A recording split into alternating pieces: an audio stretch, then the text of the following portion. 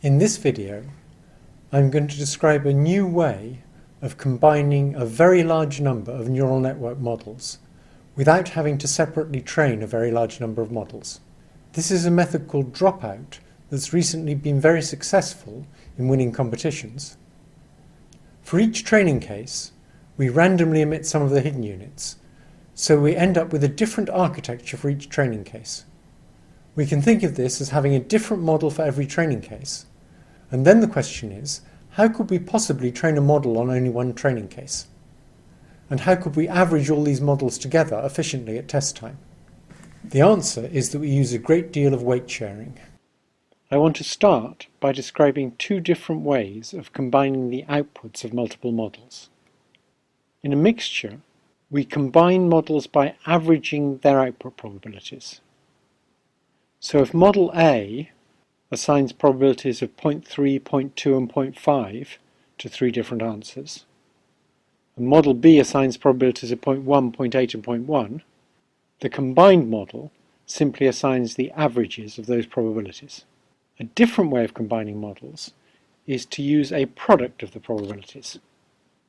Here we take a geometric mean of the same probabilities. So model A and model B again assign the same probabilities as they did before. But now what we do is we multiply each pair of probabilities together and then take the square root. That's the geometric mean. And the geometric means will generally add up to less than 1, so we have to divide by the sum of the geometric means to normalize the distribution so that it adds up to 1 again. You'll notice that in a product, a small probability output by one model has veto power over the other models. Now I want to describe an efficient way to average a large number of neural nets that gives us an alternative to doing the correct Bayesian thing. The alternative probably doesn't work quite as well as doing the correct Bayesian thing, but it's much more practical. So consider the neural net with one hidden layer shown on the right. Each time we present a training example to it, what we're going to do is randomly emit each hidden unit with a probability of 0.5. So we crossed out 3 of the hidden units here. And we run the example through the net with those hidden units absent.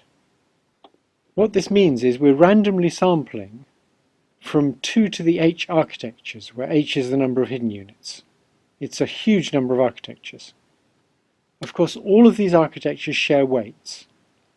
That is, whenever we use a hidden unit, it's got the same weights as it has in other architectures. So we can think of Dropout as a form of model averaging. We sample from these 2 to the h models. Most of the models, in fact, will never be sampled. And a model that is sampled only gets one training example.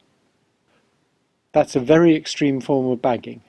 The training sets are very different for the different models, but they're also very small. The sharing of the weights between all the models means that each model is very strongly regularized by the others. And this is a much better regularizer than things like L2 or L1 penalties. Those penalties pull the weights towards 0. By sharing weights with other models, a model gets regularized by something that's going to tend to pull the weights towards the correct value. The question still remains what we do at test time. So we could sample many of the architectures, maybe 100, and take the geometric mean of their output distributions. But that will be a lot of work. There's something much simpler we can do. We use all of the hidden units, but we halve their outgoing weights. So they have the same expected effect as they did when we were sampling. It turns out that using all of the hidden units with half their outgoing weights exactly computes the geometric mean of the predictions that all 2 to the h models would have used, provided we're using a softmax output group. If we have more than one hidden layer, we can simply use dropout of 0.5 in every layer.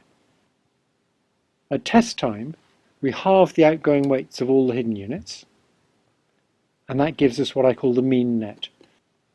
So we use a net that has all of the units, but the weights are halved. When we have multiple hidden layers, this is not exactly the same as averaging lots of separate dropped-out models, but it's a good approximation and it's fast. We could run lots of stochastic models with dropout and then average across those stochastic models. And that would have one advantage over the mean net. It would give us an idea of the uncertainty in the answer. What about the input layer? Well, we can use the same trick there too. We use dropout on the inputs, but we use a higher probability of keeping an input. This trick's already in use in a system called denoising autoencoders, developed by Pascal Vincent, Hugo Larochelle and Yoshua Bengio at the University of Montreal, and it works very well. So how well does dropout work? Well, the record-breaking object recognition net, developed by Alex Krzyzewski, would have broken the record even without dropout, but it broke it by a lot more using dropout. In general, if you have a deep neural net and it's overfitting, dropout will typically reduce the number of errors by quite a lot. I think any net that requires early stopping in order to prevent it overfitting would do better by using dropout. It would of course take longer to train, and it might need more hidden units. If you've got a deep neural net and it's not overfitting, you should probably be using a bigger one and using dropout. That's assuming you have enough computational power.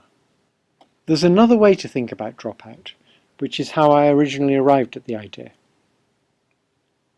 And you'll see it's a bit related to mixtures of experts and what's going wrong when all the experts cooperate.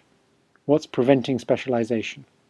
So if a hidden unit knows which other hidden units are present, it can co-adapt to the other hidden units on the training data. What that means is the real signal that's training a hidden unit is try to fix up the error that's left over when all the other hidden units have had their say. That's what's being back-propagated to train the weights of each hidden unit.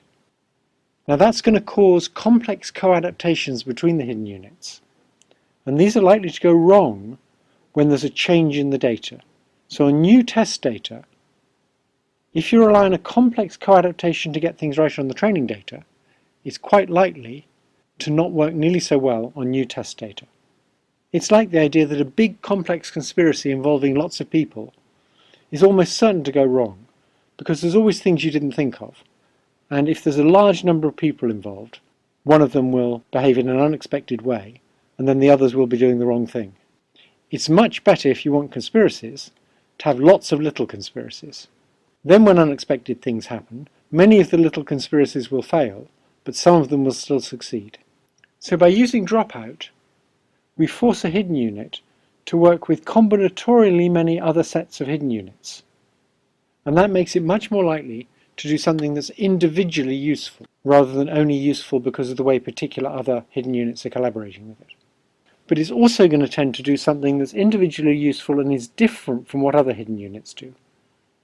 It needs to do something that's marginally useful, given what its co-workers tend to achieve. And I think this is what's giving nets with dropout their very good performance.